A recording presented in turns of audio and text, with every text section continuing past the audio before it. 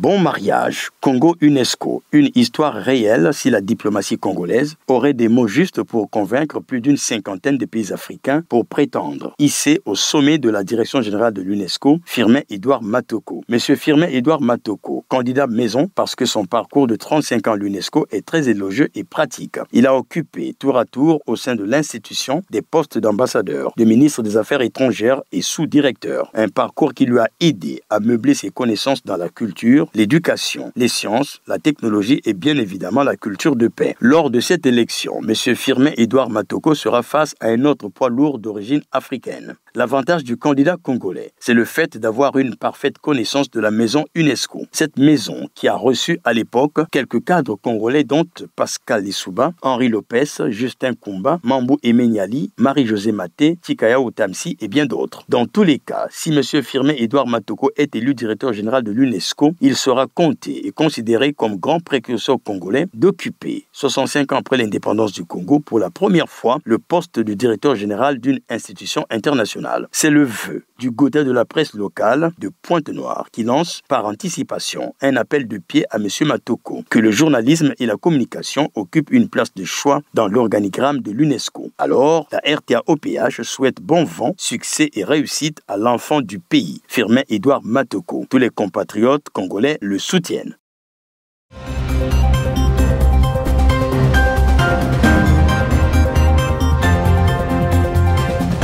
Je vous prends pour épouse mademoiselle Isabelle Baseka, ici présente. Oui, je le veux. Mademoiselle Isabelle Baseka, voulez-vous prendre pour époux monsieur Louemba Makoudi, ici présent? Oui, je le veux. Dans un couple, l'amour, aussi fort soit-il, a besoin d'un carburant pour tenir la distance, la communication. Elle est le socle de toute relation saine, durable et épanouissante. L'amour sans communication, c'est comme un feu sans bois. Dans un couple, parler est essentiel. Pas seulement pour discuter de la journée ou échanger des banalités, mais pour partager ce qu'on ressent, ce qu'on pense, ce qu'on traverse. Dire quand ça va, mais aussi quand ça ne va pas. Exprimer ce qui fait mal, ce qui dérange, ce qu'on espère. Beaucoup de couples se déchirent non pas à cause de trahison ou de grandes fautes, mais à cause de malentendus, de non-dits, de petites blessures jamais exprimées. On se parle mal ou on ne se parle plus et le fossé grandit. Or, une relation saine repose sur l'écoute, la patience, la clarté. Dans un couple où il n'y a pas de dialogue, il n'y a pas de pardon, il ne peut pas faire chemin. Alors, il doit tolérer l'esprit de tolérance, du pardon. Parce qu'il y a des hommes, quand ils se marient, aujourd'hui avec une femme, ils cherchent le passé de cette femme-là, à connaître avec qui il était sorti avant qu'il se marie. Ça ne te regarde pas. Si tu rentres dans ce domaine-là, dans ce réseau-là, tu auras des problèmes. Quelqu'un a toujours un passé avant d'être conscient. Si on se marie aujourd'hui parce que chacun a mené une vie quelque part, médiocre ou pas, c'est cela. Pour faire pour réussir dans la vie, il y a parfois des échecs qu'on a endurés. Et ce sont des échecs qui font qu'aujourd'hui, quelqu'un puisse se corriger pour marcher bien. Oubliez le passé, vous vous êtes unis pour faire un chemin, vous vous accordez et vous faites chemin. Voici, vous marchez dans les principes. Vous ne pouvez pas avoir les discordes ou se séparer. Ce qui m'a balayé ou me l'a gâté. Et ça a une année, 2 ans, 3 ans, les balayés Kofi. Où c'est pas de Dieu, où ils se sont incompris, pas de compréhension, où ils n'étaient pas appelés à vivre ensemble. Un couple qui ne communique pas est un couple qui se perd, mais un couple qui apprend à parler, à écouter et à dialoguer est un couple qui se donne toutes les chances de durer.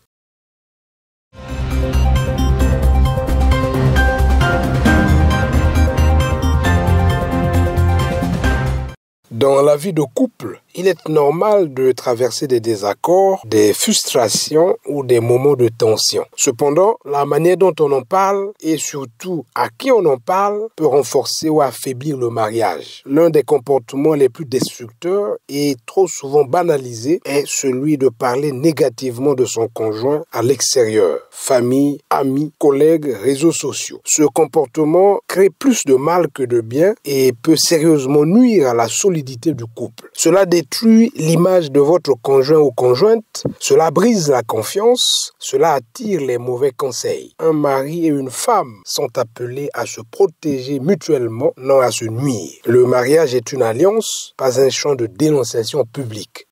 Si tu parles mal de ton conjoint, ou ton mari ou de ta femme, critiquer ou parler mal, ça dit tu parles mal à toi-même.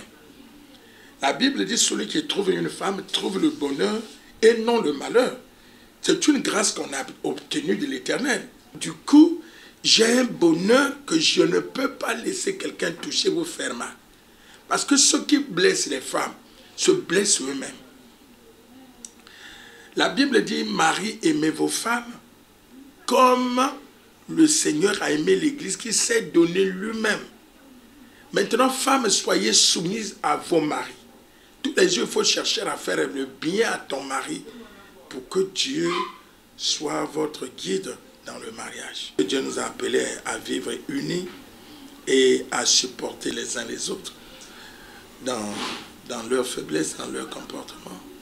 Si toi, tu ne veux pas critiquer ta femme, corrige ta femme qui marche selon toi, parce que l'homme dans le foyer, c'est lui le visionnaire. La femme est venue pour accomplir la vision de l'homme. Il est facile de critiquer, mais dans le mariage, la langue peut construire ou détruire. Parler mal de votre conjointe ou conjoint à l'extérieur ne résout rien. Au contraire, cela fragilise la base de votre relation. Si vous aimez réellement votre partenaire, protégez sa dignité, même dans les moments difficiles. Le respect commence même en son absence.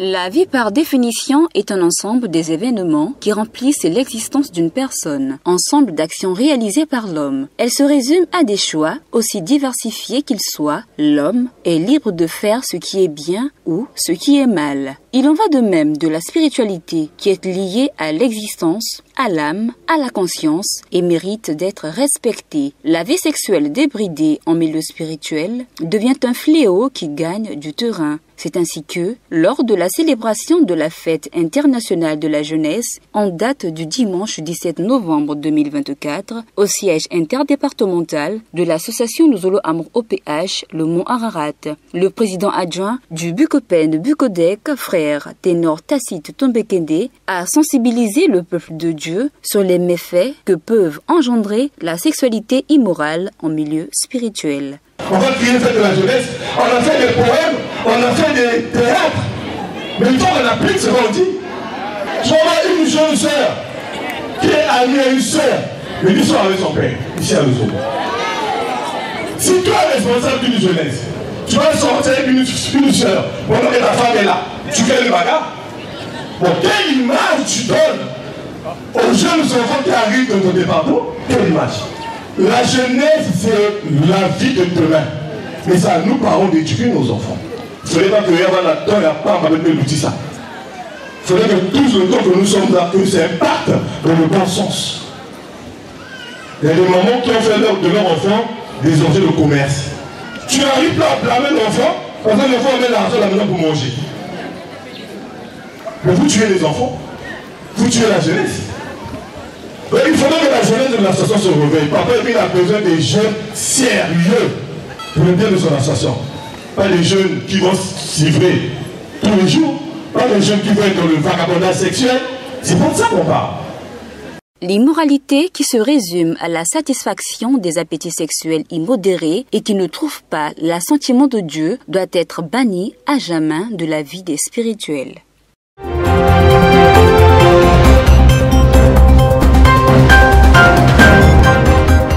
L'Afrique est le berceau de l'humanité d'après les scientifiques des temps actuels. Bien que occultée dans le passé, cette vérité refait surface, malgré la mauvaise foi de ceux qui veulent les passer sous silence. C'est pourquoi il est très aisé de dire qu'en sa qualité de genèse de l'humanité, il est plus qu'évident que c'est dans ce même continent qu'Adam et Ève ont vu le jour. Ces faits à la fois historiques, scientifiques et spirituels sont aussi le cheval de bataille de l'association Luzolo Amour OPH qui fait des pieds et demain pour prouver au monde que nous sommes tous issus d'une Ève noire, africaine et congolaise, signifiant par la même occasion que le Congo-Brazzaville est la terre de la création. Les prédicateurs de la dite association s'attellent à le faire comprendre au commun des mortels. Le cas de Sidoine Ambeli, secrétaire à la communication et aux relations extérieures du BCI, prédicateur à la manière de Guy-Émile Foissé-Chikwabo.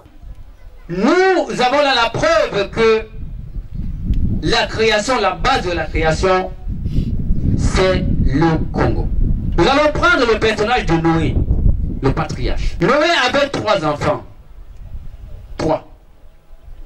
Nous allons prendre le premier, Cham. Cham, lui, il en a fait 4. Et de ces 4 enfants, on va comprendre que les noms découlent carrément des régions africaines. On va commencer par Kouch. Nous savons que Kouch, c'est l'Éthiopie. Est-ce que l'Éthiopie est en Occident? L'Éthiopie est bel et bien ça, c'est le premier fils de Cham, Kouch. Et le second fils de Cham, c'est Misraïm. Et Misraïm, ça veut dire l'Égypte. Est-ce que l'Égypte est en Occident? Et le troisième fils de Cham, c'est Pout. Et Pout, c'est l'actuelle Libye. Est-ce que la Libye est en Occident? Les 3 fils. Mais il en a fait 4. Mais quand vous regardez les 3, vous allez vous rendre compte que tous sont effectivement des Africains. De la conclusion que nous pouvons tirer aujourd'hui, nous sommes tous des descendants d'une Ève africaine. Donc Ève, à la base de la création humaine, est une femme noire. Vous connaîtrez la vérité et celle-ci vous affranchira. Ces paroles rapportées dans Jean 8, verset 32, prouvent à suffisance l'importance de se mettre à l'abri de l'ignorance. C'est en non point douteux pour cette raison que l'ASLA OPH fournit des efforts louables pour faire tomber les écailles de nos yeux spirituels.